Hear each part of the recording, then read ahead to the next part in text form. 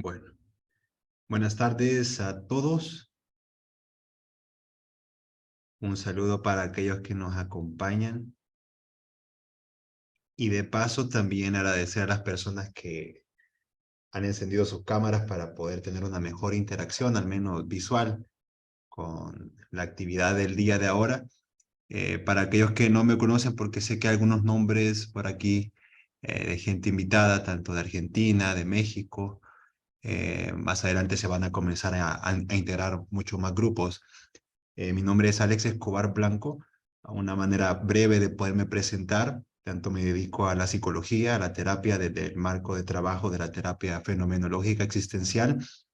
Y fuera de ello también asisto a algunos grupos en temas de docencia, sobre todo en la situación de criminalística, jurídica o forense, debido a casi una década trabajando en psicología forense en el Instituto Público en nuestro país, en el Instituto de Medicina Legal.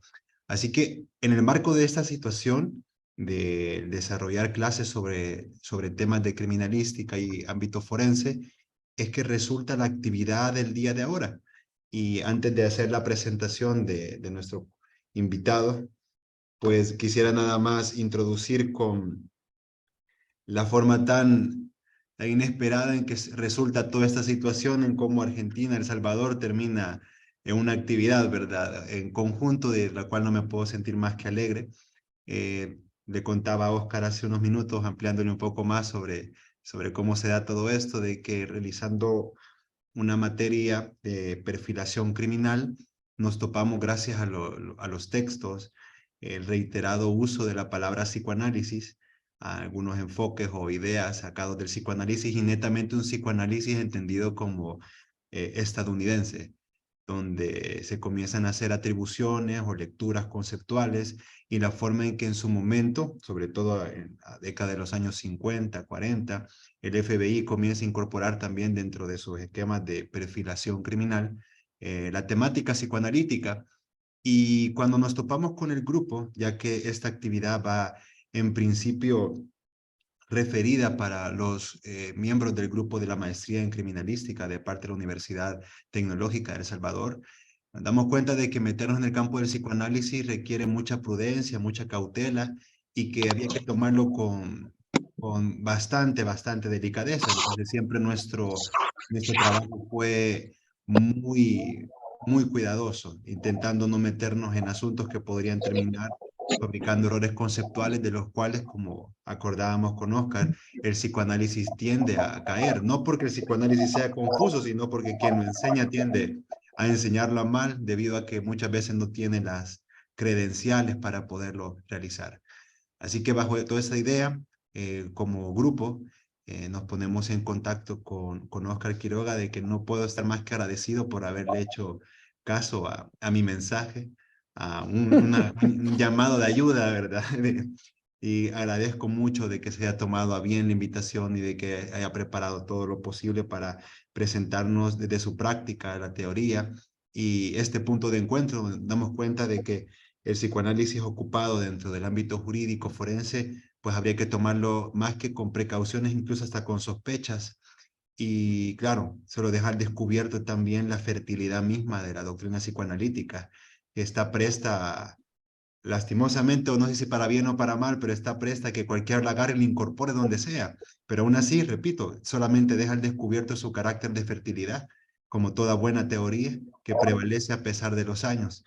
Así que con esta introducción, pues no me queda nada más que presentar a Oscar, que estoy recontra agradado de la conversación previa que hemos tenido y comentarles que Oscar, pues aparte de su licenciatura en psicología, también un doctorando en psicología por parte de la Universidad de Buenos Aires, también lo tenemos como psicoanalista y docente de seminarios en la materia de psicoanálisis de escuela francesa.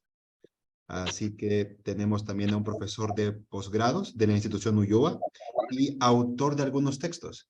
Entre ellos, y me permito leerlos tal y como los hemos encontrado, el autor del libro El nombre propio y la nominación, un recorrido genealógico, y también tiene muchos trabajos publicados, que por cierto, haciendo publicidad a las páginas disponibles de parte de Oscar, en su web, tiene el link que refiere directamente a algunos de sus escritos y su pensamiento como tal. También es miembro del Foro Analítico del Río de la Plata y de la Escuela de Psicoanálisis de los Foros del Campo Lacaniano. Y actualmente, según comenta, se encuentra en el trabajo de edición del libro El sujeto y sus aporías, siempre en la temática psicoanalítica, sobre todo orientación lacaniana. Así que creo que no ha sido muy justa mi presentación para con Oscar, pero nuevamente bienvenido y gracias por estar con nosotros. Solamente comentar que tenemos un lapso de 1 hora 50 minutos para el trabajo del día de ahora. Oscar ha dividido la temática en 2 bloques. Él mismo llevará el tiempo para el cierre de cada uno de los bloques y vamos a tener un espacio también donde se pueden hacer preguntas, interacciones, que Oscar amablemente está dispuesto a ampliar lo necesario. Solamente aclarar un asunto, que cualquier pregunta que se nos pase, queramos compartir o algún comentario, buscar la forma de presentarlo de la manera más breve o puntual para no extendernos en cuestión de tiempo y permitir de que todos los que se encuentren acá puedan participar siempre sea su deseo. Así que creo que con estas indicaciones, pues yo dejo aquí con ustedes a Oscar y que sea de provecho para todos el tiempo. Bueno, buenas tardes para mí. Una primer cuestión técnica, porque hay un micrófono abierto y es como complicado. No sé si vos podrás cerrarlo quizás, León. ¿Sí? Y les pediría... Ahí está, muchas gracias. Les pediría a quienes puedan y tengan ganas, si tienen a bien prender la cámara, para que sea un poco más dinámico esto. Es un gusto grande para mí estar acá después de una sorpresa inicial, ¿no? Que fue el mensaje de Alex, y que cuando yo leí el mensaje, después hablamos telefónicamente, y casi lo primero que le dije es que yo no estaba en condiciones de aportar prácticamente nada a una clase sobre una maestría en criminología. No es mi asunto, no es mi cuestión, no es, si es que sé de algo, no es de eso, ciertamente, ¿no? Pero nos pusimos a charlar y ahí él me comentó cómo se había suscitado este interés, ¿no? Entonces, me pareció que podía efectivamente este encuentro ser una buena ocasión para volver a marcar ciertos límites precisos de lo que es la práctica misma del psicoanálisis, ¿no? Yo dividí la exposición en 2 partes. Quiero hacer primero digamos, un contexto de qué conlleva la aparición del psicoanálisis. Fundamentalmente, bueno, desde luego, de modo inevitable, yo me voy a referir a Freud. Nadie que hable de psicoanálisis podría saltear el planteo de Freud, pero esencialmente yo me voy a referir a la tensión, si cabe el término, entre 2 autores decisivos de la historia del psicoanálisis, como son Freud y Lacan. Por supuesto que en este recorte yo estoy dejando por fuera a otros autores que incluso quizá dijeron muchas más cosas respecto del ámbito criminológico o hicieron alguna serie de elaboraciones más atinentes, como podrían ser Melanie Klein y algunos otros de la escuela inglesa, pero puntualmente me quiero detener en estos 2 autores, en Freud esencialmente y en Jacques Lacan. ¿Por qué fue Jacques Lacan quien de alguna manera leyó a Freud como nunca nadie lo había leído?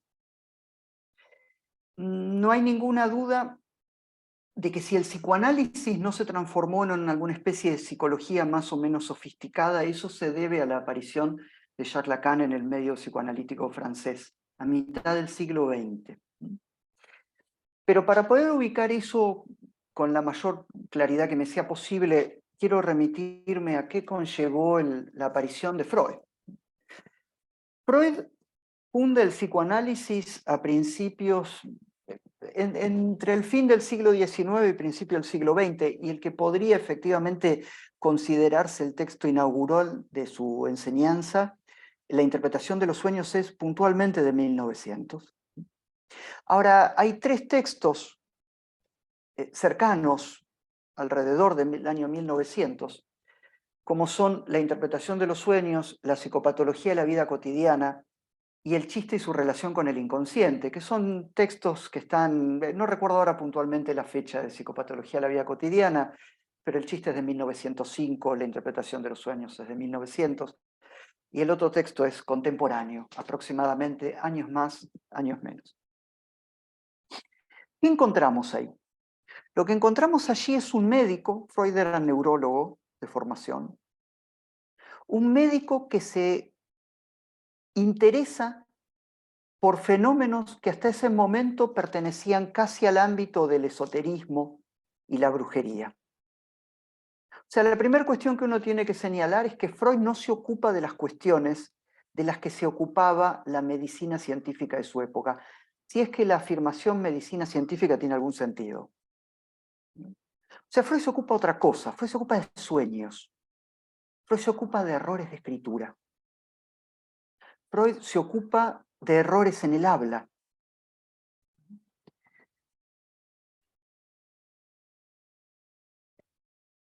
El lugar de Freud en la historia del pensamiento es definido por Foucault, ¿sí? Michel Foucault en la década del 60 da una conferencia en la cual ubica el valor de Freud como un formador de discursividad. ¿Qué quiere decir eso? Que la aparición de Freud en el ámbito de la clínica psicopatológica, llamémosla así, hacia fines del siglo XIX, principios del siglo XX, conllevó una ruptura radical con lo que venía antes, de antes. ¿Sí? Tengamos en cuenta que Freud, un neurólogo del Imperio Austrohúngaro, ¿sí? En un momento determinado tiene que hacer una elección vocacional, si ustedes quieren, y su decisión es entre la investigación en los laboratorios o la práctica clínica. Y contra toda, digamos, contra todo cálculo económico, Freud se inclina por orientarse a la práctica clínica. Y para ello se dirige a París, donde toma una serie de cursos con quien fue uno de sus maestros, Charcot. ¿Qué encuentra Freud en Charcot? Encuentra una primera, podríamos decir, una primera conceptualización de la etiología de la histeria, prescindiendo de factores congénitos, neurológicos, biológicos.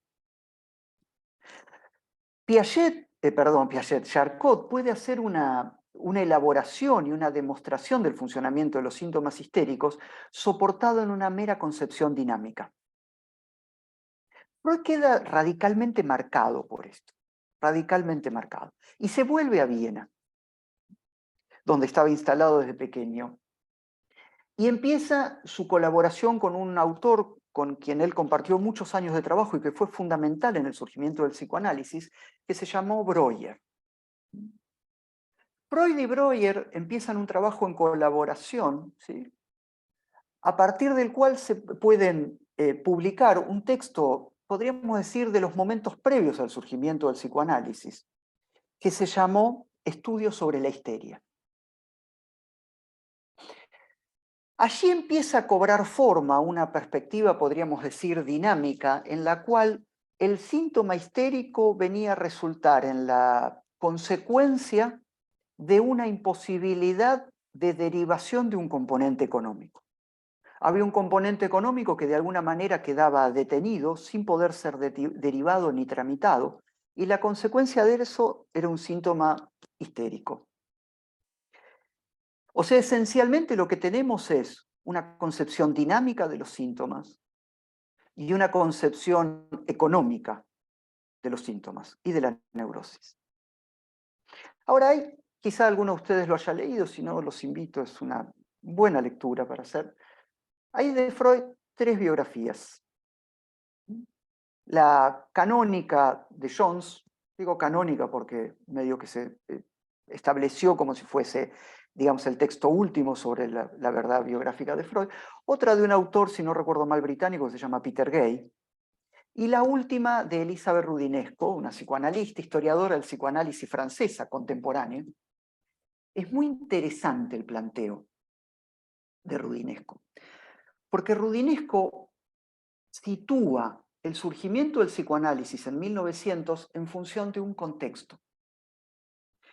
Y lo que ella viene a señalar con mucha claridad es que la aparición de Freud, la última que nombraste, la que nombré es la de Elizabeth Rudinesco. Freud, en su tiempo y en el nuestro, creo que algo así se llama. No, al contrario. Es muy interesante porque ella citó un contexto. Y para situar ese contexto, lo que hace es poder dar cuenta de qué significa la aparición de Freud. ¿Qué significa la aparición de Freud? No solo en orden a fundar el psicoanálisis, sino que Freud constituye un punto de inflexión en la historia del pensamiento humano. Freud constituye un punto de inflexión en cuanto al modo de abordar el ser y la relación con el otro. O sea, Freud redefine el estatuto del sujeto y eso lo lleva necesariamente a repensar la relación del sujeto con el otro y con los otros. Y Rudinesco señala una cuestión que es obvia, pero que muchas de esas cosas obvias uno no las puede ver hasta que alguien se las muestra. Bueno, al menos fue lo que me pasó a mí cuando leí la biografía. La aparición de Freud conlleva una reformulación. La clínica de Charcot, la clínica de las histéricas que lleva a cabo Charcot, es una práctica pública. Hay un cuadro de un pintor francés que se llama Lección en la Salpêtrière. Es una lección de Charcot, donde hay una histérica desmayada frente a una clase, ¿sí?, de alumnos de Charcot que están ahí precisamente para aprender. La práctica clínica prefreudiana es una práctica pública, o sea, ofrecida a la mirada del otro. La práctica freudiana inaugura la privacidad de un consultorio, donde, como va a decir Freud, no se admite un tercero, salvo que ese tercero sea la palabra. La práctica del psicoanálisis que inaugura Freud implica el desplazamiento del lugar central de la mirada a la función determinante de la palabra. Ahora, y Lacan va a hablar del acontecimiento, Freud. Ahora voy a intentar situar algunos lineamientos de por qué. El acontecimiento Freud lo llama Lacan, ¿no? Un acontecimiento es un acto que deja una marca tal que produce una inflexión, o sea, la imposibilidad de volver al punto anterior, por más que se lo intente.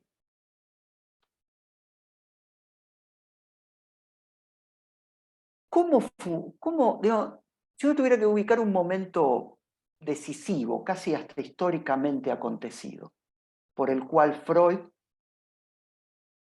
de la práctica de la que él venía por parte de Charcot, puede abrir la puerta a lo que será la praxis analítica.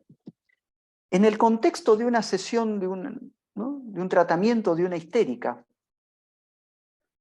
la histérica asociaba, y Freud interpretaba sobre eso, en el punto en el cual hasta incluso le daba sentido a lo que el sujeto estaba diciendo. La histérica en cuestión dice: cállese la boca y escúcheme. Y Freud se calla. Si Freud no se hubiera callado, nosotros hoy no estaríamos acá, porque el psicoanálisis como tal no existiría. Este hecho, este acto, que puede pasar por un hecho corriente, no lo es. Porque aceptar callarse es presuponer que el saber no está del lado del médico, sino que está del lado del sujeto, aun cuando el sujeto no lo sepa. De allí entonces que Freud podrá efectivamente plantear que el inconsciente es un saber no sabido. Un punto de ruptura radical en la historia. Hasta Freud, el saber por definición se sabía.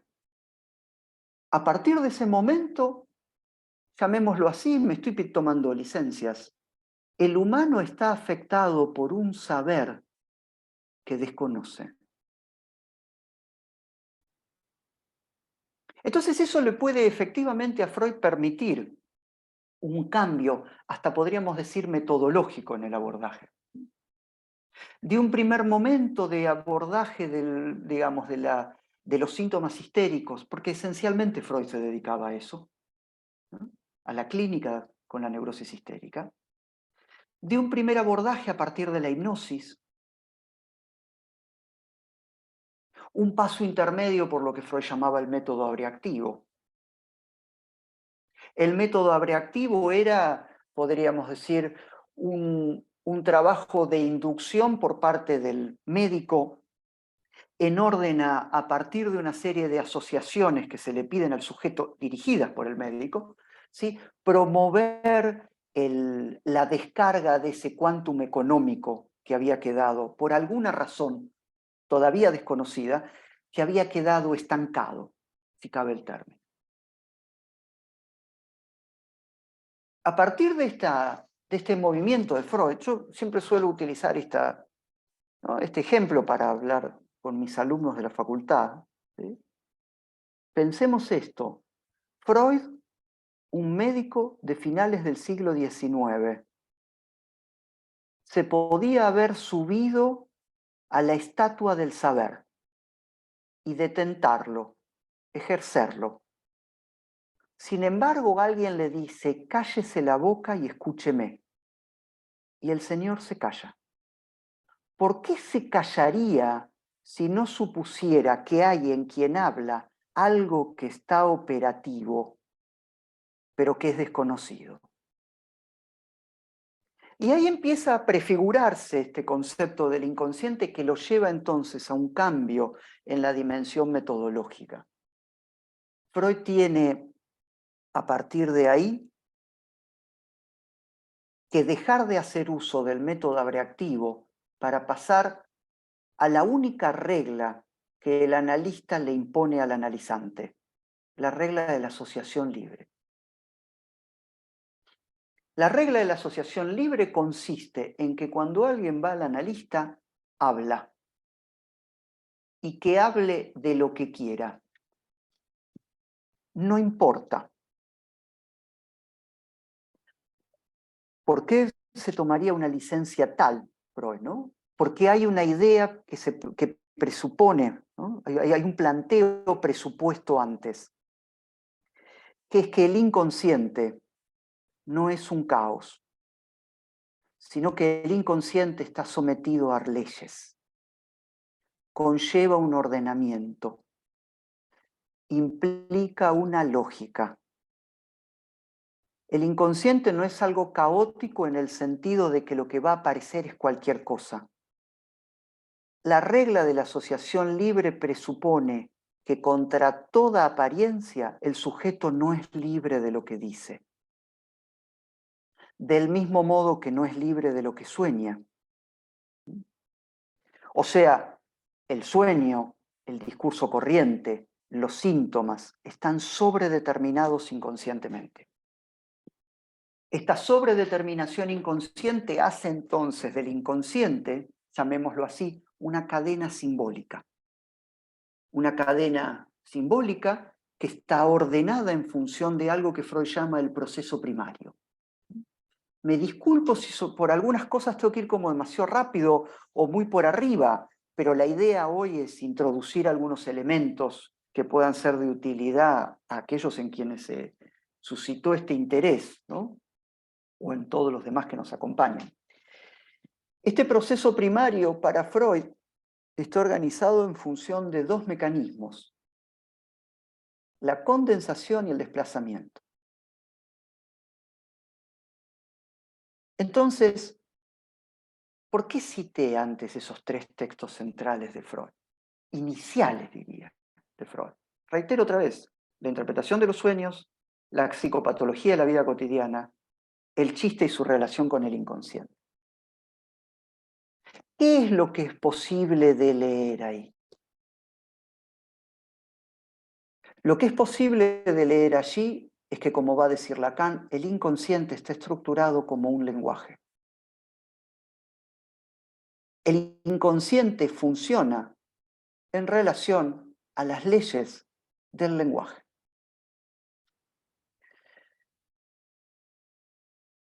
Hay entonces todo un primer momento optimista de Freud. Ese primer momento optimista está soportado en la eficacia de la palabra. Esa eficacia de la palabra que hace posible asociación mediante que aquello detenido pueda tramitarse simbólicamente, determinando entonces el levantamiento de los síntomas. La pregunta entonces para Freud es cuál es el factor etiológico de la neurosis. Qué interesante cómo Freud va del efecto a la estructura, aun cuando Freud no hable de estructura. Freud habla de aparato psíquico. Freud va del efecto, o sea, el síntoma, a la estructura, o sea, al mecanismo. Y la pregunta es cuál es el factor etiológico. Como decía Janet, otro francés, Janet hablaba de los fenómenos de doble conciencia. Pierre Janet. O sea, bueno, la neurosis histérica es la consecuencia, en todo caso un síntoma, generalicemos. Un síntoma es la consecuencia de una representación que queda reprimida. Y esa representación queda reprimida por una debilidad que le es propia. Esa debilidad que le es propia, ¿sí?, le impide a la representación llegar a la conciencia. O sea, es una concepción cualitativa. ¿Qué hace de esa representación en particular una representación débil? ¿Qué característica hay? Freud viene a producir un cambio de acento sobre esto, porque él dice, el problema no es que la representación reprimida sea una representación débil, que por, digamos, no disponer de la energía suficiente no puede llegar a la conciencia, sino que la representación reprimida lo es tal por algo inherente al campo de representación al que pertenece. Y allí es donde se nota el cambio de perspectiva que produce Freud. Hasta Freud, ¿el sueño tenía un sentido? Sí. En el Egipto antiguo se interpretaban los sueños. El sueño tenía un sentido. A partir de Freud, el sueño no solo que tiene un sentido, sino que el motor del sueño es un deseo sexual. O sea que entonces el movimiento que hace Freud es que él encuentra que el síntoma es la resultante de un conflicto que involucra una representación sexual. Y de alguna manera nos vamos acercando al asunto de este encuentro. Porque si hay una representación de orden sexual que queda reprimida precisamente porque desencadena un conflicto, lo que estamos haciendo es introducir la dimensión moral. Hay un texto, a mí cada vez me gusta más, no es muy citado, trabajado, que se llama La moral sexual cultural y la nerviosidad moderna, donde Freud plantea que no hay moral natural, que la moral responde a un contexto histórico, simbólico, epistémico. Llamemos a ese contexto histórico, simbólico, epistémico, el otro, más allá de cualquier encarnadura. El otro puede ser el nombre de una época.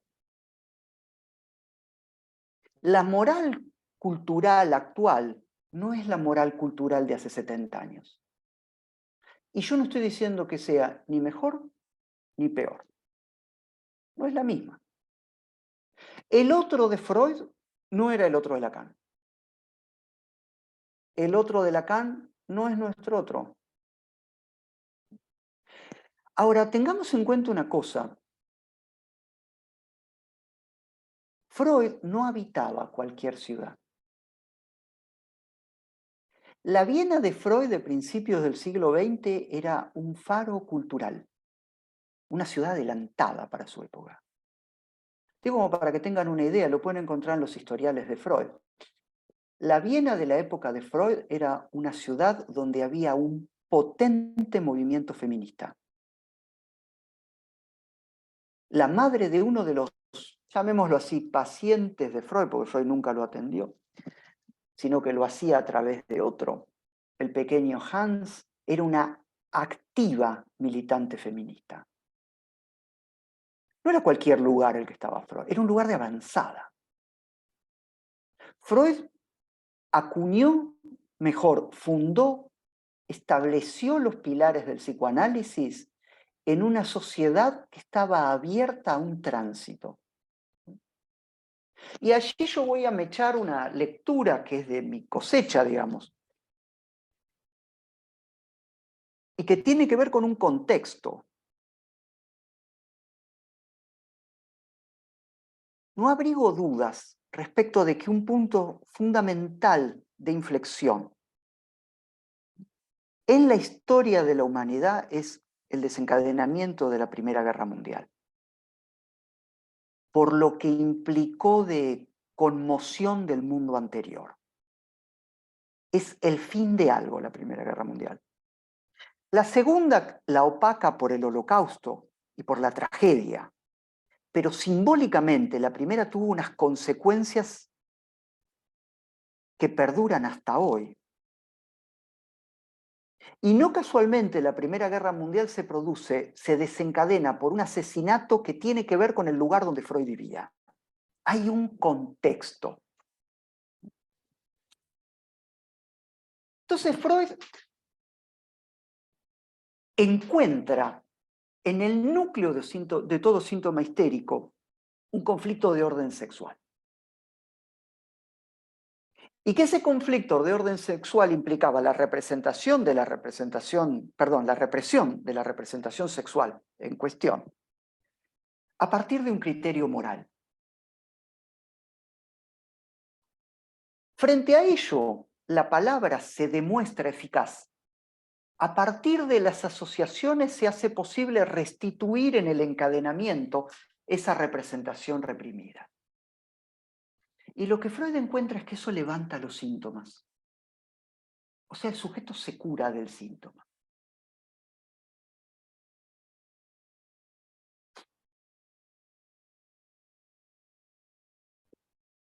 Pero hay un problema posterior. Y yo lo voy a traer a partir de una pregunta que se formula Freud. Yo no recuerdo ahora puntualmente en qué texto, pero es un poco posterior a este momento en el que estamos, este momento inaugural. La lógica de la pregunta la hace más cercana a 1920 que a 1900. Freud se pregunta, ¿un psicoanálisis puede asegurar contra el no retorno del síntoma? Es una pregunta por la eficacia del psicoanálisis. Es una pregunta con implicancias éticas. ¿Por qué se pregunta esto, Freud? Porque paulatinamente, después de un primer momento de optimismo inicial, la práctica misma del psicoanálisis empieza a poner en forma que hay ciertas resistencias que se alzan contra la cura. Que el tratamiento mismo pone en forma ciertos obstáculos que, valga la redundancia, obstaculizan el trabajo. Y uno de esos obstáculos en particular es, o se juega en un campo que es determinante para el psicoanálisis, que es la transferencia. ¿Qué es la transferencia? La transferencia es el vínculo del sujeto con el analista, pero no con la persona del analista, sino con lo que el analista viene a encarnar. Freud encuentra que el analista pasa a ser un objeto más en el campo libidinal del sujeto. Queda de algún modo investido de una significatividad. Entonces pasa a formar parte del asunto. Freud llamó a eso neurosis de transferencia. Eso forma parte de la cura en el planteo de Freud. No es un obstáculo. El obstáculo no es que haya que trabajar con un obstáculo. Lo que Freud empieza a encontrar es que hay determinadas cuestiones que obstaculizan la cura porque no entran en la palabra. Si la eficacia clínica del psicoanálisis está dada por la palabra como resorte simbólico, paulatinamente empieza a cobrar forma que hay algo que no es alcanzable por la palabra. Un atolladero, una aporía. Recién Alex mencionaba que mi segundo libro está en trabajo de edición. Y el título con el que va a salir, salvo alguna cuestión que lleve a producir algún cambio, es El sujeto y sus aporías. Es eso con lo que Freud se encuentra. Freud se encuentra con las aporías, con las inconsistencias, con lo irreductible, con lo imposible de simbolizar. Y él va a llamar a eso el más allá del principio del placer. Ese más allá del principio del placer determina la ruptura radical definitiva del psicoanálisis con cualquier perspectiva psicológica. Si, como va a decir Lacan, el criterio de la psicología es la unidad del sujeto, llamen a eso la conciencia, la síntesis. Si el criterio de la psicología es la unidad del sujeto, el psicoanálisis parte de que el sujeto está dividido. Y está dividido porque carece de un ser. A partir de lo cual entonces, para devenir tal, debe identificarse. Comienza todo un momento entre 1920 y el final de Freud, en 1938. Esos últimos casi 20 años de elaboración de Freud son los años de la elaboración del obstáculo, donde el mismo obstáculo debe a Freud llevarlo a repensar el estatuto del inconsciente. Digo, hay que tener mucho coraje para hacer lo que hizo Freud. En 1920 Freud tenía aproximadamente entre 60 y 65 años, una cosa así. A los 60, 65 años, Freud reformula el principio ordenador de su elaboración. Si hasta ese momento el proceso primario del inconsciente se regía por el principio del placer, desde ese momento Freud tiene que acuñar un concepto que agujerea el principio del placer, al que llama más allá del principio del placer. Es el momento donde Freud pone en forma un concepto que va a ser determinante y que él llama pulsión de muerte. La pulsión de muerte es, permítanme llamarlo así, algo que en el sujeto empuja más allá del principio del placer. Me gusta ponerlo así. Para poder entrar al campo del psicoanálisis, se requiere admitir que el sujeto está habitado por un empuje a algo que es de su mal. Y la práctica nos hace palmario el hecho de que el sujeto, la más de las veces, con muchas comillas, elige conservar lo que le hace mal. El psicoanálisis en principio va a llamar a eso satisfacción pulsional. Es un empuje que no es placentero. Y este núcleo opaco, si ustedes quieren, este núcleo opaco del ser, si nos permitimos llamarlo así, va a estar en la base de muchas de las elaboraciones de una serie de analistas respecto de la criminología, de lo criminal, del crimen, del delito.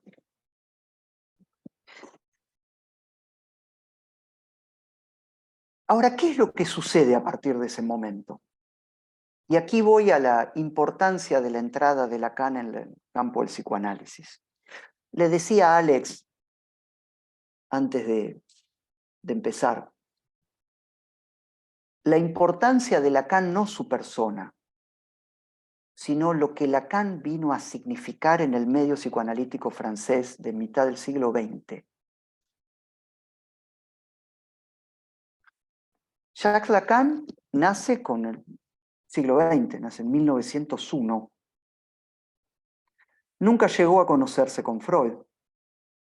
Le envió su tesis doctoral, que es sobre una criminal, el caso M. No sabemos, no queda claro si Freud la leyó o no la leyó. Nunca tuvieron contacto personal. La aparición de Jacques Lacan en el medio psicoanalítico francés de mitad del siglo XX es otro acontecimiento, porque significó el inicio de una enseñanza que tuvo como norte volver a llevar al psicoanálisis a sus fundamentos. Volver a citar, a situar las bases del psicoanálisis sobre lo subversivo del planteo de Freud. Y no estoy diciendo revolucionario, estoy diciendo subversivo. Lo revolucionario de un modo o de otro vuelve al punto de partida. Lo subversivo determina una ruptura que impide volver hacia atrás. Cuando Freud acuña el concepto de pulsión de muerte, que significa que hay en el sujeto una satisfacción que puede llevarlo a la muerte, y las toxicomanías, por ejemplo, testimonian de eso, acabadamente, rompe cualquier puente que pudiera existir entre el sujeto humano y el hedonismo. O sea que el planteo freudiano significa un cambio de ética. A Lacan le va a llevar 7 años poder dictar un seminario en el cual ocuparse del campo de la ética que es exclusivo del psicoanálisis. La enseñanza de Lacan entonces está asignada por algo, el inicio de su enseñanza, por algo que él llama el retorno a Freud. ¿Por qué sería necesario retornar a Freud? Solo fue necesario porque Lacan lee en el psicoanálisis de su época un extravío. Ese extravío es la consecuencia de un abandono por parte de la comunidad analítica contemporánea a Freud, de un abandono, de un alejamiento de los planteos freudianos posteriores a 1920, con honrosas excepciones. Melanie Klein, por ejemplo. Donald Winnicott, por ejemplo. Fíjense qué interesante, son autores de la escuela inglesa. Entonces, a partir de 1920 se pone en forma algo que alguna vez Lacan dio en llamar el movimiento post-freudiano. ¿En qué consistió el movimiento post-freudiano? En un retroceso frente a esas posiciones de Freud posteriores a 1920, donde él pone en jaque cualquier posibilidad de síntesis o de ilusión de totalidad. Y lo que Lacan lee en el psicoanálisis de su época es un retorno a la psicología pre-freudiana. Espantó tanto lo que planteó Freud después de 1920 que todas las elaboraciones de buena parte del movimiento psicoanalítico conllevaron un abandono de las posiciones iniciales de Freud. Ahora hay un contexto, otra vez, es la tercera vez que hago mención al contexto, con quienes Lacan discute, entre ellos quien había sido su analista, había sido con gran parte de la comunidad analítica europea que escapan de Europa corridos por el nazismo. en su mayoría judíos, por supuesto, que escapaban de la posibilidad del aniquilamiento. Pero no solamente, había otros que no lo eran. ¿Y a dónde se dirigen estas personas? Se dirigen a Estados Unidos. A Estados Unidos, donde Freud mismo había sido invitado a dar unas conferencias en la Clark University en 1909, o sea, antes de Más allá del principio del placer. Entonces, ¿qué sucede cuando estos psicoanalistas se insertan en Estados Unidos?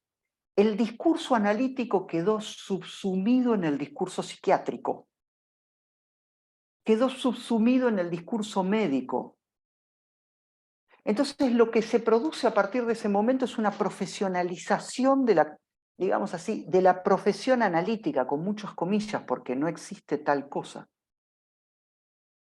Una reglamentación de la práctica en función de los cánones médicos. Entonces, para ser psicoanalista había que ser médico. Para ser psicoanalista había que llevar a cabo una formación de determinada manera que copiaba el grado universitario. En ese contexto se produce una vuelta en el psicoanálisis a posiciones que son anteriores de Freud.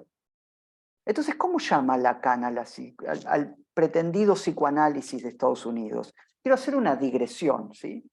¿Hay psicoanálisis lacaniano en Estados Unidos? Sí, pero son islas. Son islas. Yo pertenezco a una escuela que tiene un foro, 2 foros en Estados Unidos. Sí, hay, pero son islas. Esta otra cuestión, esta otra parte que yo estoy describiendo de algún modo, es el psicoanálisis oficial.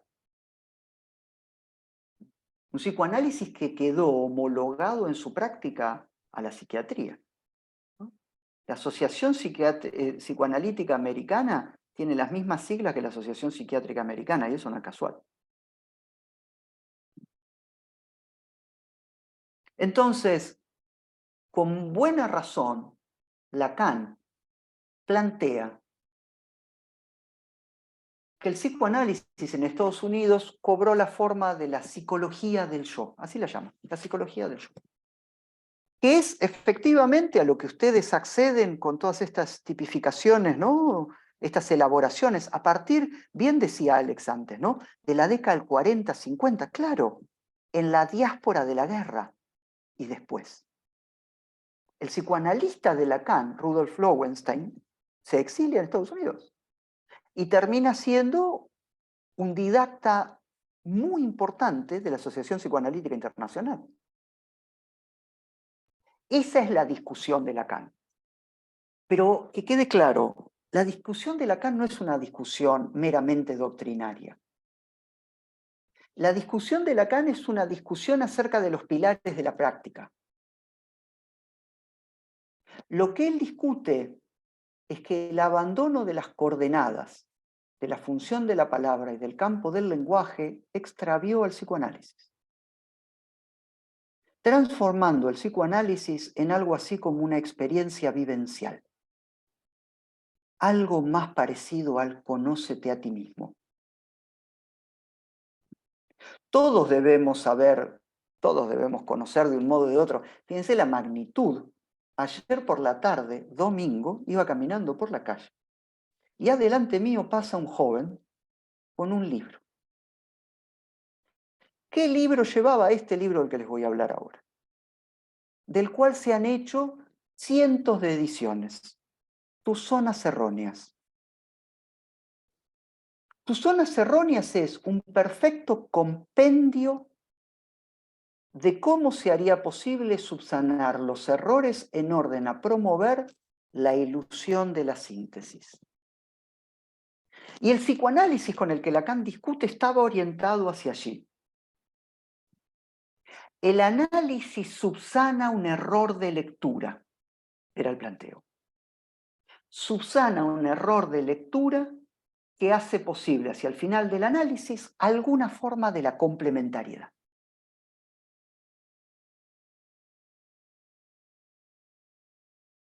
Al volver a ubicar las coordenadas de la función de la palabra y el campo del lenguaje es que para Lacan a Lacan se le hace posible volver a poner en forma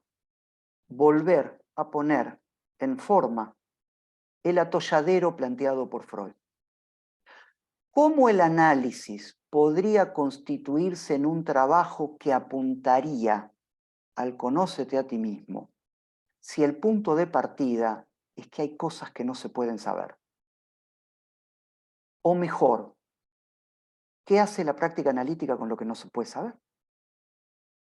¿Y qué entendemos por lo que se puede o no se puede saber? Lo que es o no capaz de palabra. Entonces, paulatinamente y en la senda de Freud, al sostener esta discusión, Lacan va a poder ir caracterizando este atolladero. Este atolladero, este obstáculo, que es inherente al sujeto, no importa si es un hombre o una mujer, es irrelevante esa diferencia.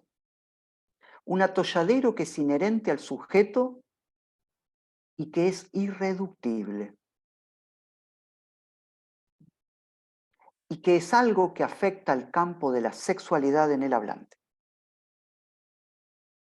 Por eso es un error afirmar que el psicoanálisis es pansexualista, o sea, que explica todo por la sexualidad. Hay algo que no entra en el campo de la sexualidad y que constituye un obstáculo. Sumariamente, para no entrar en fórmulas complejas, porque mi idea hoy es aportar algunos elementos que en el mejor de los casos pudieran echar algo de luz y no oscurecer más. Podría decirse que a partir de Lacan, lo que el psicoanálisis evidencia con claridad es que en el sujeto la complementariedad sexual es imposible. El mito, incluso platónico, de la otra mitad no es más que un mito. O sea que en la medida en la cual al sujeto le falta el complemento, la existencia subjetiva está marcada por un malestar. Y la práctica analítica no tiene como objetivo eliminar el malestar, porque el malestar no es eliminable. La práctica analítica tiene como objetivo hacer del psicoanálisis, del sujeto, de la vida del sujeto, algo un poco más liviano. Que su vida ya no implique ese penar de más que lo llevó al análisis, ¿no? Entonces, Freud dice algo así como, no es lo mismo, ¿no?, el penar de la vida que la miseria neurótica. La miseria neurótica implica un penar de más. A mí me gusta decir, nadie consulta a un analista porque la pasa mal, porque el sujeto la pasa mal. Si consulta a un analista es porque algo se transformó en un dolor excesivo, un plus, un excedente. Y es sobre ese excedente que va a operar el análisis. ¿Se le hará posible al sujeto una vida un poco más liviana?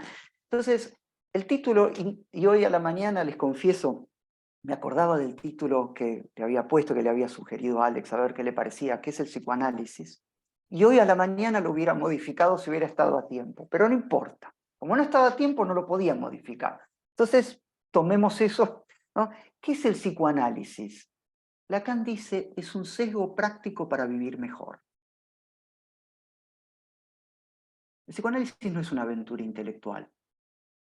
El psicoanálisis es una práctica clínica. Es una práctica clínica que tiene un cuerpo de conceptos propios que lo sustentan y que no son ni los de la psicología, ni los de la medicina, ni los de la psiquiatría. Los 4 conceptos fundamentales del psicoanálisis son el inconsciente, la repetición, la transferencia y la pulsión. Esos son los 4 conceptos fundamentales que Lacan puede delinear en Freud. Ahora, como hay un cuerpo de conceptos propios del psicoanálisis, se nos hace posible instalar el hecho de que hay un psicoanálisis en extensión, de que los conceptos del psicoanálisis tienen no solo su pertenencia clínica, sino que con muchísimo cuidado, reitero, con muchísimo cuidado, podrían eventualmente servir para leer algún otro ámbito de la cultura. Y allí es donde, ¿no? Porque hay dos cosas que se dicen del psicoanálisis.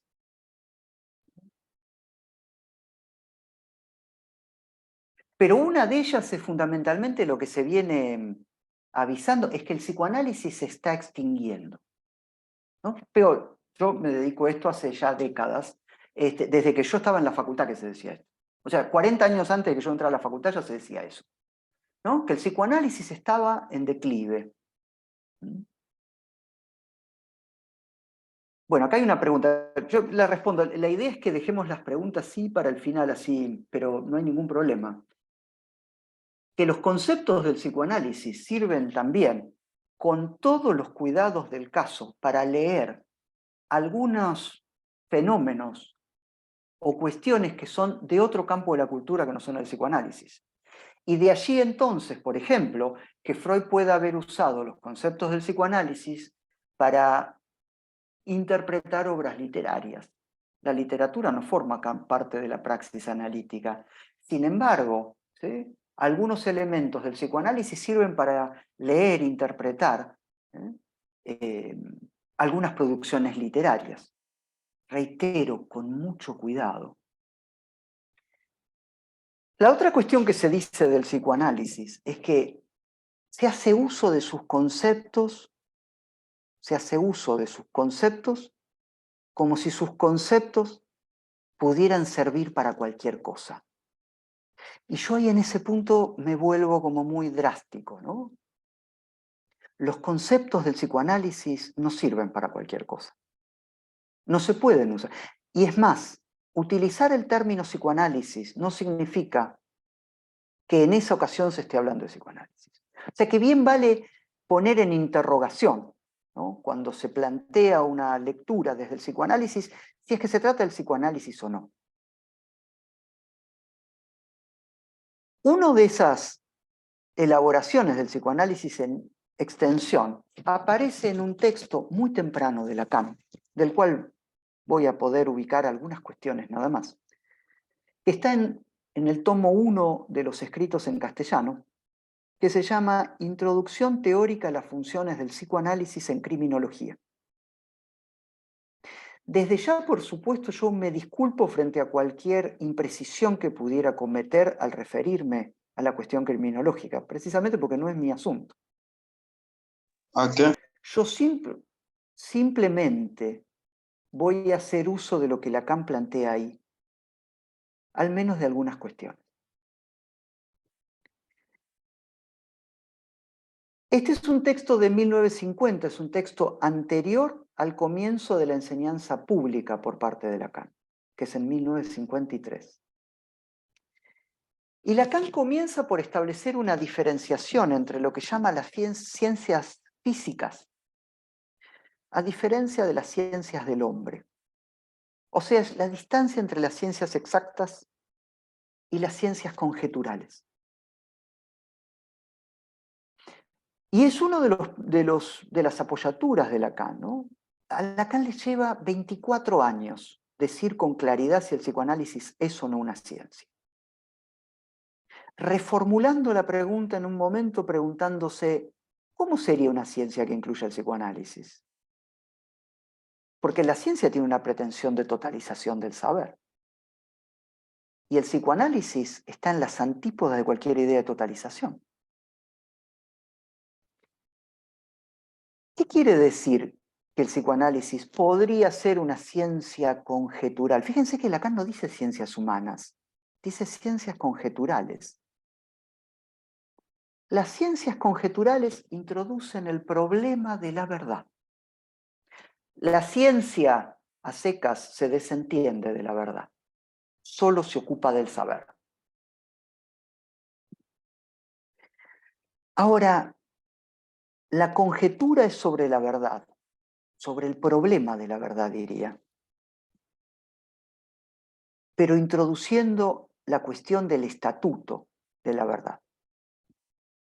Hay un texto de Lacan, posterior a este, que se llama Subversión del sujeto y dialéctica del deseo en el inconsciente freudiano, en el cual Lacan inicia el trabajo interrogando la relación entre el saber y la verdad en tres campos: la ciencia, la filosofía y el psicoanálisis, para plantear que la dialéctica entre el saber y la verdad en el psicoanálisis diverge de los otros dos. El psicoanálisis plantea que la verdad es inherente al sujeto, o sea, no hay verdad por fuera de la subjetividad. Podríamos decir, sin querer irme demasiado, eso es una consecuencia del planteo cartesiano. El planteo cartesiano rompe en la historia de la filosofía con las verdades eternas y entrama a la verdad en el campo de la subjetividad. La verdad entonces podrá quedar asociada a la idea de revelación, a la historia, a la dialéctica, pero esencialmente a lo ficcional. O sea, el psicoanálisis entrama al campo de la verdad como una consecuencia de la primacía de lo simbólico en el sujeto. ¿Y de dónde sale la primacía de lo simbólico? Lacan comienza su enseñanza diciendo: el lenguaje preexiste al hablante. Freud dice: el sujeto cuando nace entra en la cultura. Freud llama cultura a lo que Lacan llama lenguaje. Todos nacemos en una cultura, lo que significa que antes de nacer ya se habla de nosotros. Todos los niños tienen un periodo en el cual los atiborran a preguntas a sus padres para que les cuenten cómo era antes de que él naciera. Porque antes de su nacimiento ya se hablaba. O sea que el sujeto nace en un baño simbólico. Y ese baño simbólico conlleva una desnaturalización. El menú no tiene nada que ver con un instinto parecido al hambre. Es selectivo. Esta desnaturalización afecta a la sexualidad del hablante, dice Freud en 1920 aproximadamente, en una conferencia que se llama La vida sexual de los seres humanos. La sexualidad en el humano está separada de la procreación. La vida sexual de los seres humanos tiene como orientador el placer, no la reproducción. El humano no tiene relaciones sexuales para procrearse, tiene relaciones sexuales por placer. Eso es totalmente antinatural. No hay nada en la naturaleza que se corresponda con eso. Entonces es lógico que el psicoanálisis plantee que el atolladero es que al hablante, al estar desnaturalizado, le falta el complemento. Se lo entienda como se lo entendiere. Entonces, de alguna manera, este obstáculo queda revestido de un valor de verdad. El psicoanálisis, entonces, se embarca en la búsqueda de una verdad, llamémoslo así, la verdad del síntoma. Búsqueda que nos interroga por la eficacia. Preguntémonos esto: ¿una interpretación solo es eficaz porque revela una verdad histórica? Hacia el final, en un texto mayúsculo de Freud que se llama Moisés y la religión monoteísta, él se pregunta por dos términos alemanes que quieren decir verdad. Una verdad histórica, o sea, lo efectivamente acontecido, podríamos decir, y una verdad simbólica, ficcional. La respuesta a la pregunta si una interpretación solo es eficaz por develar algo efectivamente acontecido debe darse por la negativa, no. Y el ejemplo es Freud. Hay un ejemplo en Freud, que es el ejemplo del hombre de las ratas, así se lo llama, por el tormento que este señor lo lleva a la consulta con Freud. Allí Freud hace una interpretación que es radicalmente eficaz, porque diluye el malestar del sujeto. Es sumamente eficaz, pero la interpretación está apoyada en algo falso. Freud interpreta que cierta cosa sucedió en vida del padre del sujeto, cuando en realidad a esa altura el padre ya estaba muerto. Sin embargo, la interpretación es eficaz. ¿Por qué? Porque libera el resorte de la palabra en el sujeto. Porque para el psicoanálisis, la palabra, la verdad, es una estructura de ficción. Entonces dice en la primera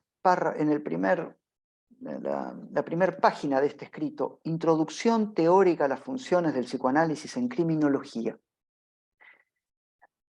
Se pregunta, ¿la búsqueda de la verdad no es por otro lado lo que hace el objeto de la criminología en el orden de los asuntos judiciales?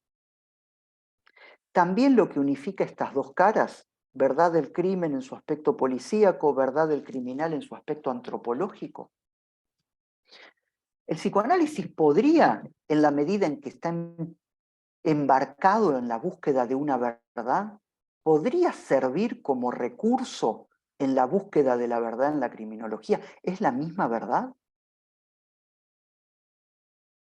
Y plantear este interrogante es abrir ya la puerta a que, no lo diría así, no diría no hay verdad toda, diría la verdad es no toda. O sea, la verdad nunca alcanza a completarse.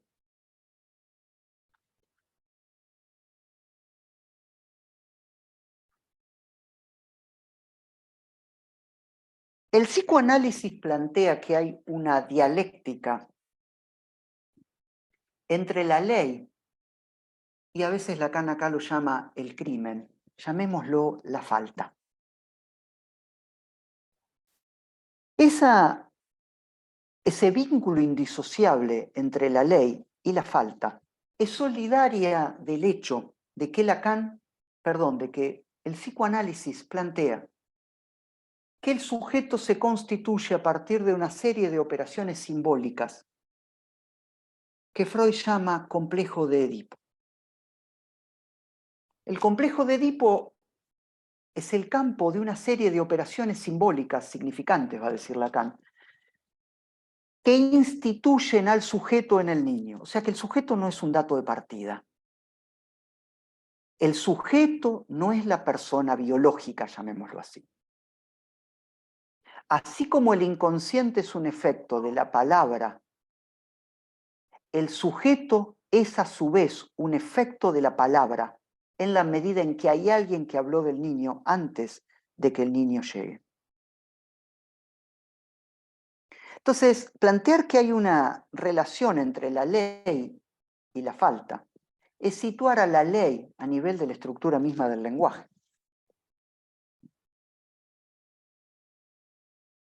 Lacan dice, al par ley, crimen, hay que agregarle el asentimiento subjetivo, el cual queda implicado, dice, para la criminología, en el castigo como realización del vínculo entre la ley y el crimen. O sea, se trata de la culpa. Y uno podría efectivamente preguntarse, y es una pregunta fundamental en el psicoanálisis, ¿cuál es la diferencia entre culpa y responsabilidad?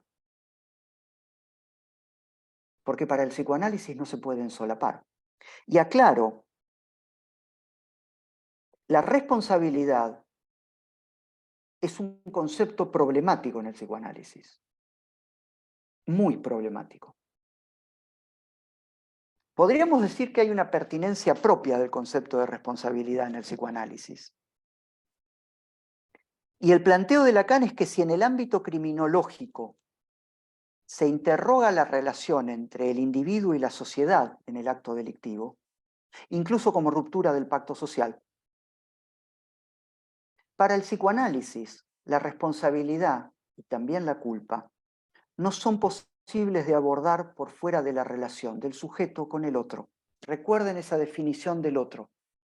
El conjunto de las marcas simbólicas, históricas, culturales y familiares que porta cada sujeto, más allá de en quién se encarne. El problema es que el psicoanálisis, el problema o no, es que el psicoanálisis no puede aprehender todo el campo de lo sociológico en juego. Sin embargo, puede situar una tensión relacional, así la llama, que es inherente al vínculo entre el sujeto y el otro. Por lo cual Freud decía, entrar en la cultura es postergar la satisfacción.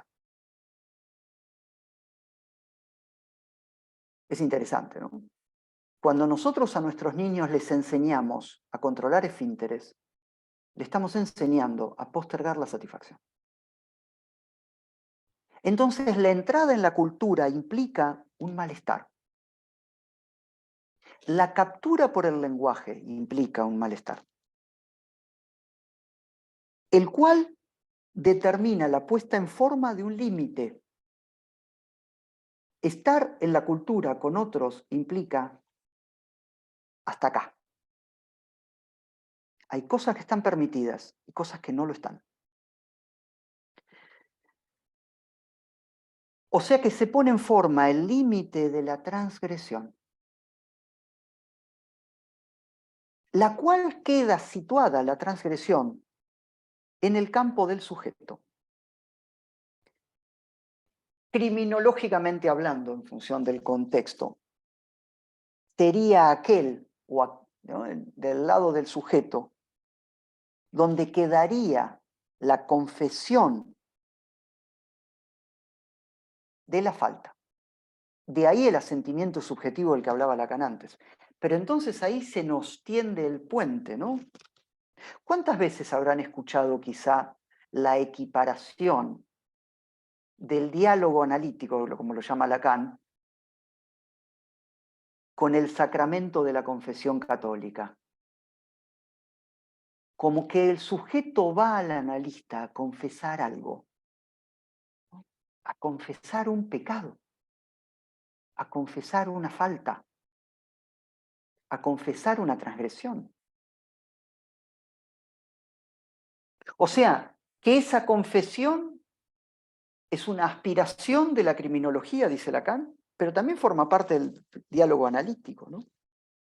Ahora, este paralelismo no implica que sus objetivos coincidan, porque podría hasta aceptar que hay algo del diálogo analítico que se presta a confundirse con la confesión cristiana. Sin embargo, hay un punto diferencial. Un analista nunca absuelve. El analista no está ni para condenar ni para absolver. El analista interroga la relación del sujeto a ese límite que intentó transgredir. Y reitero, intentó, porque no lo puede hacer, por estructura. En todo caso, puede empujar en el límite. Si empuja mucho en el límite, y quizás se muera. A veces el toxicómano termina en una sobredosis. A veces no es muy fácil calcular el límite y se cae. Pero esta es una diferencia importante. El analista no está ni para absolver ni para condenar. Entonces la pregunta es: ¿a dónde se dirige el discurso del psicoanálisis? ¿Te parece bien, Alex, que siga 10 minutos más porque hay una cuestión que quería hablar y después abrimos los 20 minutos para preguntas? Adelante, Oscar, como tú gustes. Dos cuestiones más quisiera, porque no quiero dejar sin mencionarlas, ¿sí? Decíamos, ¿a dónde se dirige el discurso analítico? ¿No? Y en él, digamos, Lacan parte de una definición. Podríamos decir de una definición de principio. Esa definición de principio es que el inconsciente freudiano está soportado de una lógica y que para que el sujeto efectivamente pueda encontrarse con ese empuje, con esa transgresión, con lo que no sabe, que está en el, digamos, principio etiológico de su síntoma, debe entregarse a hablar sin preocuparse demasiado por lo que dice. Entonces, el analista no le presta atención al contenido del discurso. El analista no le presta atención al sentido de lo que el sujeto dice. El analista solo le presta atención a cómo se ordenan los términos del discurso. De allí entonces que Lacan haga mención a Gorgias, el diálogo platónico, sobre el cual hoy día, después de ¿cuánto? 2500 años, se discute si es un discurso que trata sobre retórica o sobre moral, o sobre el vínculo entre ambos, la moral sexual cultural y la nerviosidad moderna, decíamos. En cualquier caso, lo que es claro, dice Platón, es que la retórica es el instrumento de la acción política. O sea, este discurso, esta referencia platónica tan recurrente en Lacan, es la ocasión para la delimitación problemática de lo justo y de lo injusto, que no es lo mismo que la ley. La ley y la justicia son dos cosas distintas. Si la dialéctica simbólica especifica el campo de la verdad, ¿eso significa que todo es dialectizable? No. Hay un límite. Y el malestar en la cultura testimonia de eso. El crimen, entonces, dice Lacan, implica un simbolismo, el cual lo establece como algo propiamente humano. Y acá hay un punto fundamental, porque Freud tiene dos tópicas para pensar el aparato psíquico. Consciente, inconsciente, preconsciente es la primera. Y la segunda es yo, superyo y ello, en el cual cobran lugar, yo me voy a detener sobre dos de esas instancias, el superyo y el ello.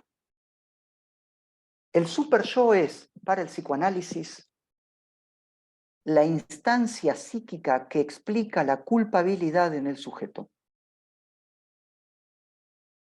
Porque podríamos decir, remite a un núcleo opaco, reacio a la palabra, no simbolizable.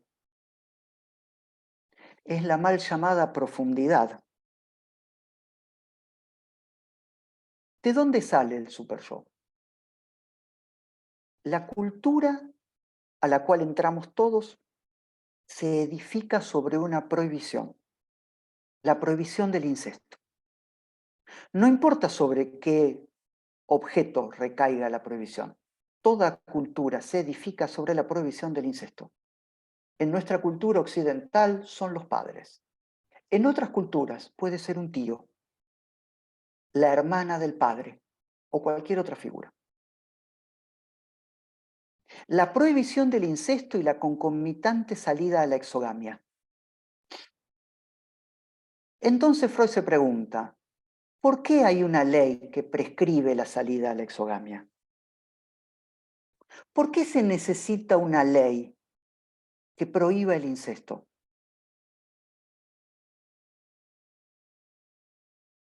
Al contrario, bueno, muchas gracias por haber estado. El incesto está prescrito por una ley precisamente porque no es natural la prohibición. hay en el sujeto un empujar en los límites de la prohibición. O sea, la entrada en la cultura prescribe que el incesto está prohibido.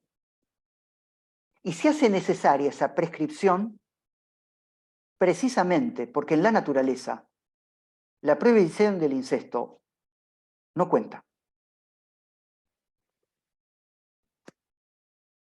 Lo que el psicoanálisis descubre que hay en el sujeto un empujar en los límites de esta prohibición.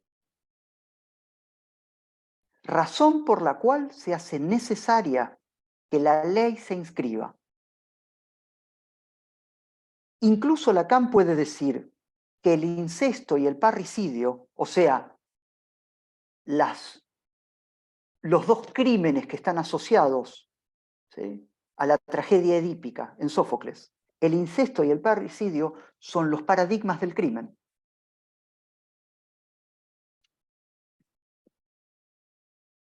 Si se hay en el sujeto un empuje a los límites de la prohibición, es porque el sujeto encuentra una satisfacción en la transgresión, en el intento de la transgresión. Por eso el superyo es el heredero del complejo de Edipo. Freud dice es la introyección de la figura paterna. Como introyección de la instancia moral, o sea, de la prohibición, el superyo es la instancia moral en el sujeto, pero afectado por una paradoja. Cuanto más el sujeto se atiene a su mandato, más culpable se siente. Esa paradoja es fundamental. Es la instancia que permite entender el superyo todo un campo de la clínica del psicoanálisis. Puntualmente todo lo que resiste a la curación. Las neurosis de carácter, dice Lacan, los mecanismos de fracaso, la reacción terapéutica negativa, agrego yo. O sea, el superyo da cuenta de algo que en el sujeto es reacio a la palabra, es un núcleo no dialectizable que empuja. Entonces nos preguntamos, ¿no? Si nadie puede alegar ignorar la ley, ¿el empuje puede considerarse la causa eficiente del crimen? ¿El psicoanálisis serviría para justificar entonces ciertos crímenes? Lacan se pone en las antípodas de esta posición. La raíz edípica de una conducta no exime del delito. O sea, podrá explicar, pero no justificar. Y allí quiero llamar la atención sobre una cuestión. Lacan habla en el escrito de psicópata. Incluso puede decir que en muchas partes del campo de la criminología se puede verificar la presencia de perversos. Lacan dice psicópatas. Posteriormente nunca más va a usar esa palabra. Lacan los va a llamar canallas.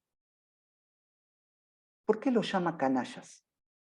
Porque ni siquiera quiere darles el margen de esconderse detrás de un concepto nosográfico.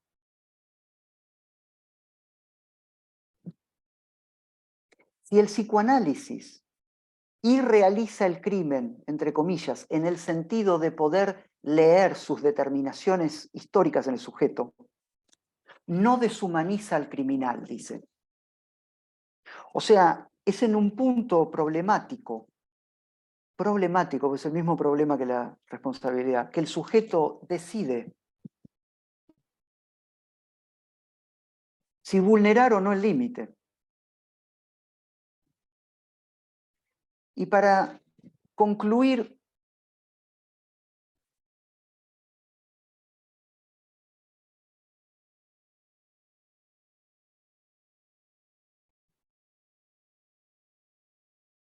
dice Lacan, el superyo es la manifestación individual vinculada a las condiciones sociales del edipismo. ¿Qué quiere decir? Que la conducta criminal es tal en la medida en que implica una desintegración. Ese es el término de Lacan, una desintegración. una ruptura de los lazos simbólicos, que son el pilar con el cual el sujeto sale al lazo social. O sea, el complejo de Edipo pone en forma la dependencia del niño infans, o sea, de antes de la palabra, respecto del otro. Y esta dependencia no se confunde con dominación alguna. Lacan la llama heteronomía. La heteronomía es depender de un poder que es externo, pero Lacan no llama eso de dominación, porque la dominación, y esto es contemporáneo, podría utilizarse para justificar la transgresión. La responsabilidad, dice Lacan, es decir, el castigo, es inherente a la vida en sociedad. Con lo cual entonces la antinomia ideológica, tal cual su planteo, entre los explotadores y los explotados, no es más que la consecuencia de un planteo ideal, que Lacan llama humanístico. Recordemos al principio, él no dijo ciencias humanas, dijo ciencias conjeturales.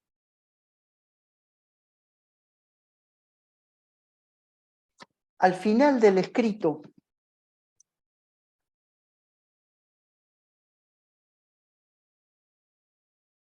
dice Lacan, en la página 141, en cuanto a nosotros, dentro de los límites que nos hemos esforzado en definir como aquellos en los que nuestros ideales sociales reducen la comprensión del crimen y condicionan su objetivación criminológica, si podemos aportar una verdad de un más justo rigor, o sea, si podemos aportar algo como analistas ahí, no olvidamos que lo debemos a la función privilegiada, cual es la del recurso del sujeto al sujeto, que inscribe nuestros deberes en el orden de la fraternidad eterna.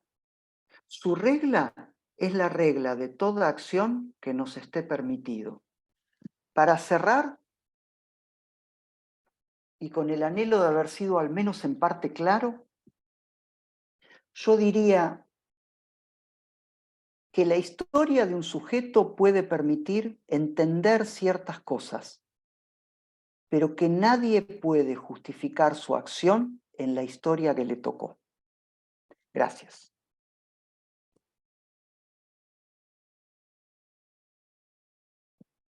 Muchas gracias, Oscar. Quisiera abrir el tiempo para las personas que deseen interactuar, alguna pregunta. Le hacemos, bueno, nos guardamos ahorita el aplauso que aquí me tengo, pero quiero darle primero el espacio a la gente por si acaso quiere preguntar para aprovechar el tiempo. Si acaso hay algún Lo que pedimos es eso, ¿no? Como, si pueden ser como concisos, puntuales con la pregunta. Y si pueden prender el micrófono y decirla, mejor. mucho mejor. Mientras aparezco, no mientras aparece algún icono, ¿verdad? Alguien que quiere encender o algo por el estilo, quisiera nada más agregar un comentario, si me lo permitís, Oscar, que he estado encantado escuchándote. Creo que te dije, lo mantengo, sigo siendo el más entusiasta de la intervención del día de ahora. He disfrutado todo el desarrollo conceptual y soberbio, ¿verdad? La forma en que lo has desenvuelto toda la historia del psicoanálisis en un corto tiempo. Sabemos que es un trabajo arduo. Así que quisiera como hacer una especie de ancla con el tema de la situación criminal como tal, solo para cerrar. Y como bien decís, es difícil entender qué es lo que el otro, la cultura, el tiempo hace con los conocimientos. Tenía esta idea mientras tú hablabas de cómo Estados Unidos, en el momento en que cae toda esta diáspora psicoanalítica en sus manos, ¿qué comienza a hacer con ellos?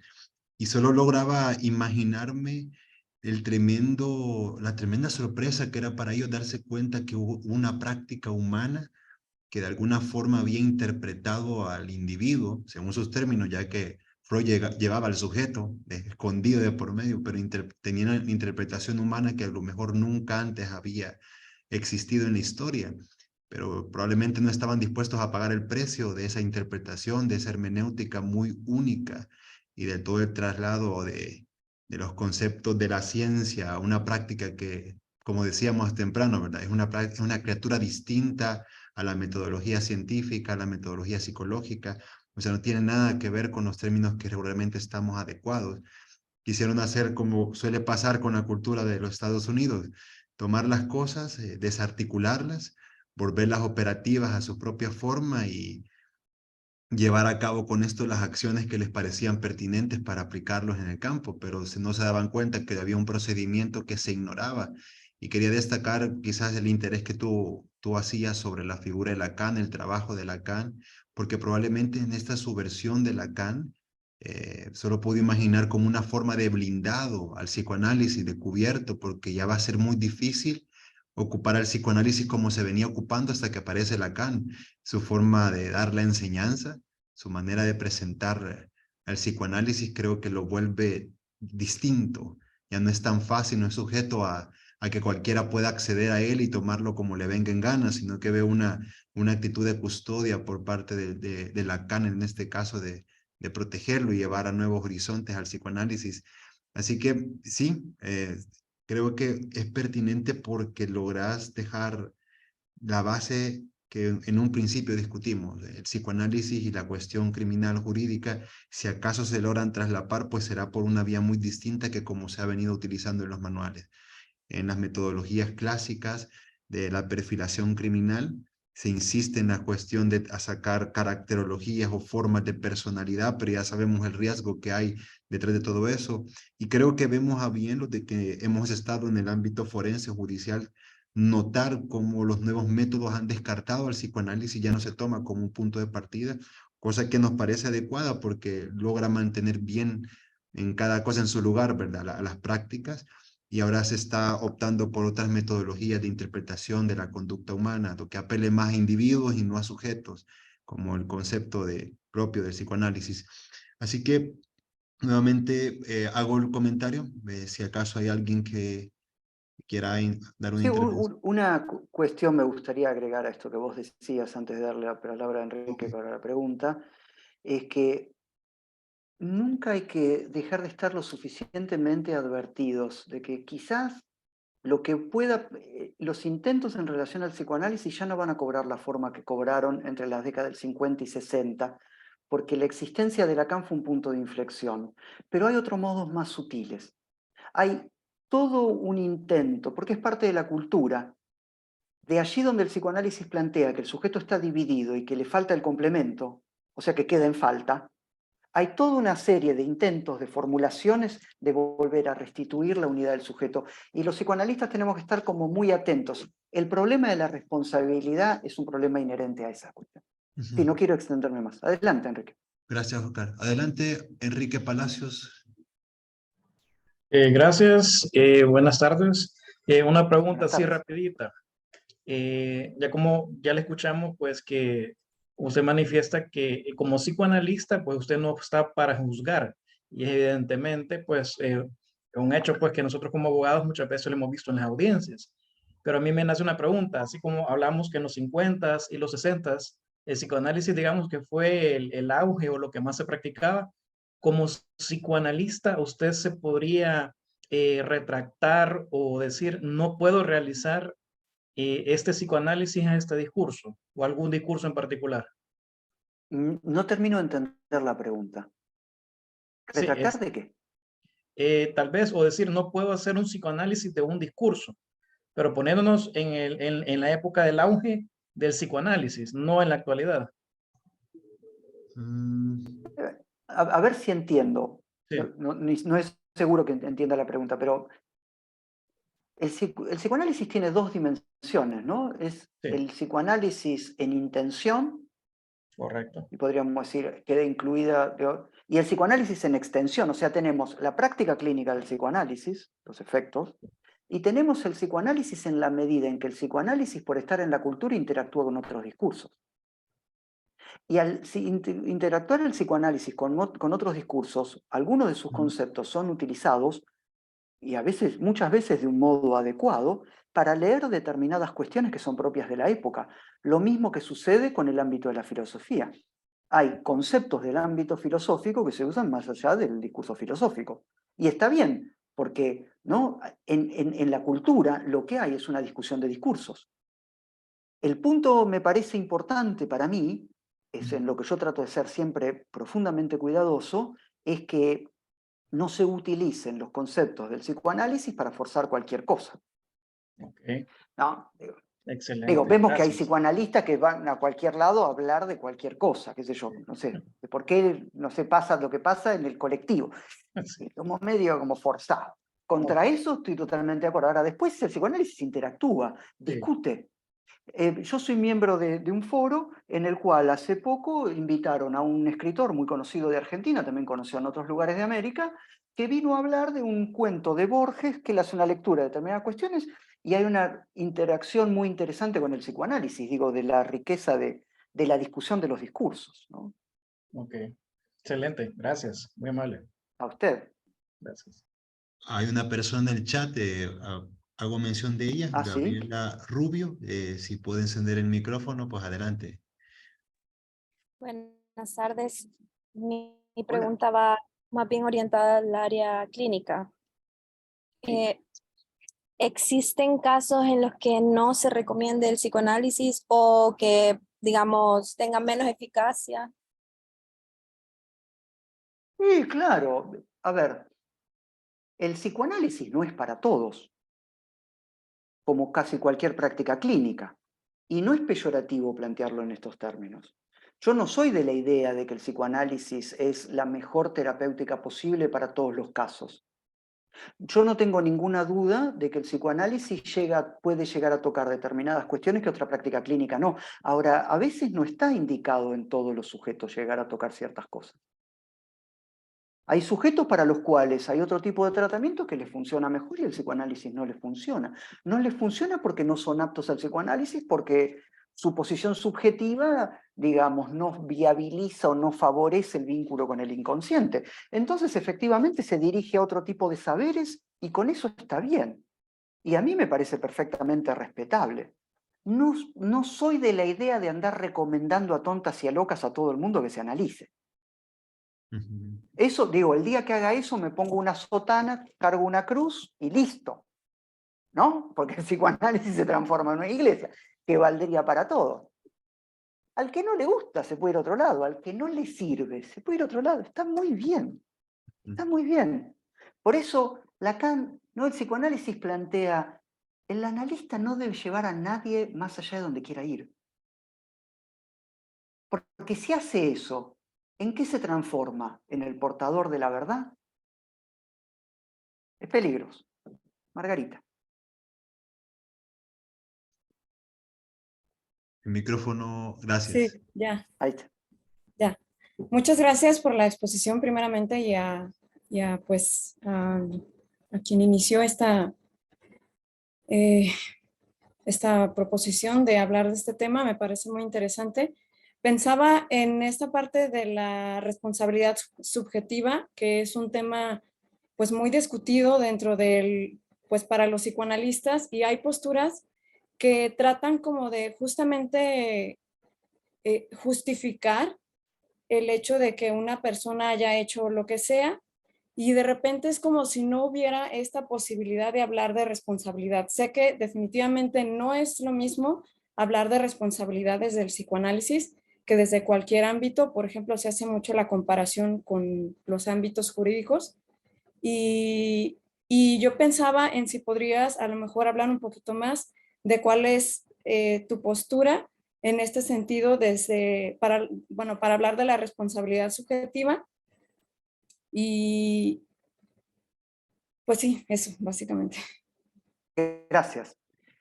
Es un tema arduo. Tengo que decir esto, quizá no quede del todo claro, espero que al menos con lo que dijimos un poco sí. El concepto de responsabilidad es complicado porque si el sujeto es efecto de la palabra, entonces no es agente. Y si el sujeto no es dueño de lo que dice, entonces ¿en qué medida es responsable? Digo, ese sería el planteo, ¿se entiende? Digo, Sí, ese sí, sería porque como el planteo de la... principalmente era como esta última parte que tú dijiste de que el psicoanálisis puede intentar al menos explicar, pero no justifica. Y eso me parece No justificar. fundamental porque de repente la postura de algunos analistas es como si, no, pues a partir de su historia, entonces esta persona tuvo este desenlace y no podemos responsabilizarla de nada y me parece peligroso esta parte justamente porque vivimos en una sociedad y los psicoanalistas no podemos de repente decir, ah, no, pues pues explica a partir de su historia y ya está, ¿no? No, no. No, uno podría decir, ¿hasta qué edad alguien necesita a su otro? O sea, hay un momento donde ya no lo necesita más, entre comillas, ¿no? Entonces, digo, el psicoanálisis con Lacan hace posible una diferenciación. No es lo mismo la moral que la ética. No es lo mismo la culpa que la responsabilidad. La culpa, en todo caso, uno podría decir, bueno, la culpa es un afecto, ¿no? Pero la culpa está indisociablemente ligada a una prescripción de una serie de pasos de lo que se debería hacer. La culpa viene a testimoniar de que esa serie de pasos se rompe, donde el sujeto es culpable de haber ido a un lugar donde no tenía que ir, por ejemplo. En cambio, con Lacan, la ética no presupone este actuar previo, este saber previo, ¿no? La ética es un juicio sobre lo que ya hizo. Un juicio sobre lo que ya hizo. Entonces, ¿cuál es mi posición respecto de la responsabilidad? La responsabilidad es inherente al sujeto desde mi perspectiva. Nosotros no podemos caer en la idea de que el sujeto no es responsable de lo que hace. Ahora, la responsabilidad es un punto de llegada, no es un punto de partida. ¿Qué significa? Que un trabajo analítico lleva a un sujeto al punto donde asume su responsabilidad sobre eso de lo que se queja. Pero ese es un punto de llegada del sujeto, no es un punto de partida del analista. Si el analista tiene como punto de partida esa responsabilidad achacable al sujeto, se vuelve kantiano. Y el analista no puede ser kantiano. O sea que podríamos decir, el trabajo analítico, ¿no? Freud le decía a Dora, ¿cuál es su parte en aquello de lo que se queja? Esa es la responsabilidad. Quiero decir que el sujeto está involucrado en eso de lo que se queja, pero solo va a asumir su responsabilidad como consecuencia de un trabajo, no como punto de partida. Si yo sitúo a la responsabilidad en el punto de partida, la estoy homologando a la culpa. Y es un problema ético. Espero haber más o menos respondido. Sí, muchas gracias.